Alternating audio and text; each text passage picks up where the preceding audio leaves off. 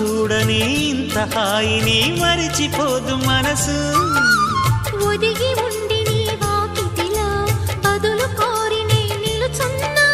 దారి తెలియని చీకటిలో వెలుగు చూసి కాదంటానా. ఊరించి ఇది ఏ మాసం? ప్రేమించే ప్రతి గుండెను అందెల సందడి చేసే హేమంతం ఇది. మన సొంతం అయినది. కిలకిల నవ్వే కోయిల కోసం వచ్చింది మధుమాసం.